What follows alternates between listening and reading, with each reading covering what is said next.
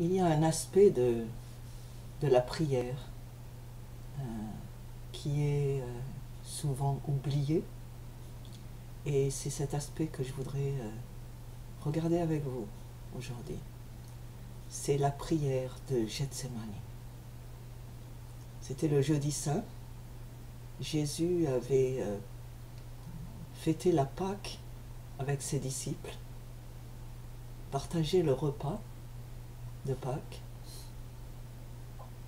et après le repas, où il avait partagé avec eux la nouvelle alliance dans son corps et son sang, il est parti au jardin de Gethsémani. C'était un endroit boisé où il avait l'habitude de venir avec ses disciples. Et il y est allé, et il est écrit que tous les disciples étaient avec lui, sauf Judas, bien sûr, qui avait quitté la salle au cours du repas. Ensuite, il a choisi les trois qui étaient les plus intimes de ses disciples, Pierre, Jacques et Jean. Et il est écrit qu'il les a pris avec lui. Il a dit aux autres, restez là et je vais aller prier. Il ne leur a pas demandé de prier, mais il leur a demandé de rester dans les environs. Ensuite, il a pris les trois autres et il est allé, et c'est à eux qu'il s'est ouvert, qu'il leur a dit, mon âme est triste à en mourir. Et ça, c'est quelque chose qu'on apprend. Si vous voulez participer à une prière collective, il est bon, il est nécessaire de ne pas rester silencieux. Dites aux autres ce qui vous préoccupe, ce pourquoi vous voulez prier. Et dans ce cas, c'était son sort personnel pour lequel il voulait s'entretenir avec son Père. Et il a dit aux apôtres qui étaient avec lui combien il était dérangé, combien il était triste. C'est pas même le mot triste, c'est il était déchiré à l'intérieur. Et sa prière ensuite va révéler quel était le problème. D'un côté, en tant qu'homme, il avait l'épouvante, il était épouvanté de la douleur à laquelle il allait devoir faire face. Il savait que c'était terrible. Il avait certainement vu des crucifixions, parce que c'était la coutume à l'époque pour les criminels. Les criminels étaient crucifiés dans un endroit public où tout le monde pouvait les regarder. Juste comme au Nigeria, il n'y a pas si longtemps, on fusillait les criminels sur la plage à Lagos. Et c'était un événement public. Certains pleuraient, mais la majorité était enthousiaste de les voir punis. Et c'était un événement public, et c'est exactement ce qui allait se passer. Et il savait à quoi s'en tenir. Et il avait, en tant que Dieu, en même temps, une révélation particulière, non seulement de la souffrance qu'il allait devoir endurer, mais de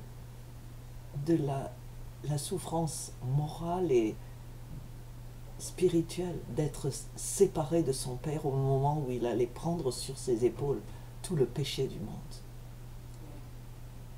et vivre une séparation, même si elle était temporaire, avec son Père. Et en même temps, de l'autre côté, il savait que c'était pour ce jour-là, c'était pour ce soir-là qu'il était venu au monde. C'était sa mission de Christ, de Sauveur, de Messie. Et il ne pouvait pas échapper sans faillir à son propre choix. Il savait pourquoi il était venu.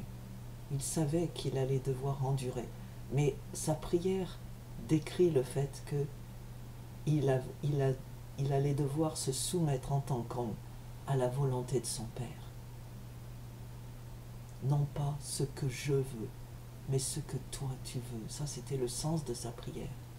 Et ce qu'il attendait des trois disciples qu'il avait choisis, c'est pas seulement qu'ils s'assoient et qu'ils attendent comme les autres, mais qu'ils participent qu'ils restent avec lui et qu'ils prient. Il leur a expliqué ce qu'il allait prier et il les a laissés pour aller seuls gérer sa prière. Mais en même temps, il comptait sur leur soutien, sur le soutien de leur prière à eux. Et au lieu de ça, qu'est-ce qu'on a vu? Ils sont tombés endormis.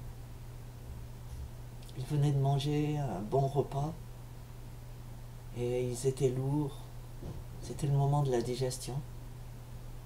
Et ils n'avaient aucune idée de ce qui allait se passer. Il les avait avertis de façon répétée, mais ils n'avaient jamais compris de quoi il parlait. Et ils se sont endormis. Et il est revenu plusieurs fois. Chaque fois, il a prié 3 fois et 2 fois il est revenu les voir et il leur a dit « Priez. Vous ne pouvez même pas tenir avec moi 1 heure. » Pourquoi prier? Il leur a dit « La chair est faible. L'esprit est plein de bonne volonté, mais la chair est faible. » Et c'est quelque chose que nous savons tous. Mais dans ce cas, c'était terrible pour lui.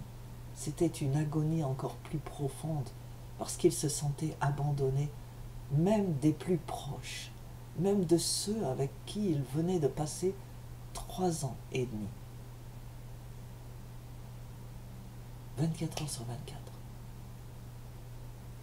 Alors, Jésus attend de nous une prière collective, pas seulement individuelle, mais une prière collective.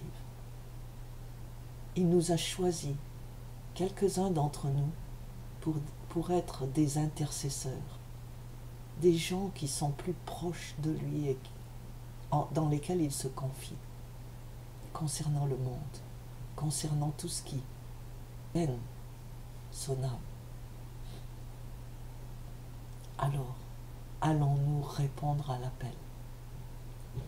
Ici, en Angleterre, beaucoup d'églises n'ont pas de réunion de prière, n'ont pas de prière collective, ou alors juste une prière, un fil de prière sur lequel l'Église met des sujets, laissant les intercesseurs prier selon le temps et le moment qui leur convient.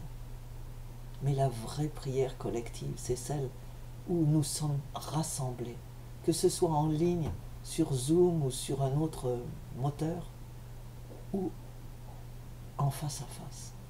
Une prière où nous vivons le même moment ensemble.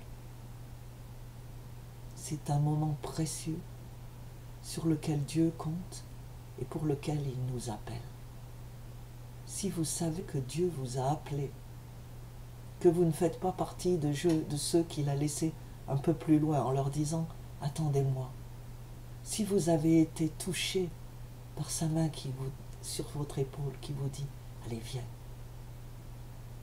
ne manquez pas à l'appel.